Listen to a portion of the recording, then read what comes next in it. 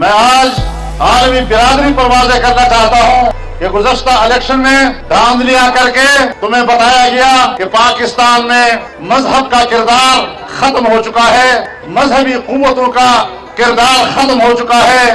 لیکن ہم نے بھی اس چیلنج کو قبول کیا۔ ہم میدان میں آئے اور ہم نے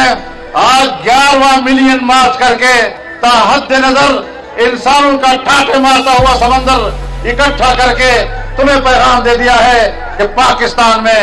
مذہب زندہ ہے، اسلام زندہ ہے، اسلام کا کردار زندہ ہے، مذہبی طبقے زندہ ہے اور مذہب کی سیاسی طاقت مضبوط ہے۔ تمہارا باپ بھی مذہبی قوتوں کو پاکستانی سیاست سے باہر نہیں کر سکے گا۔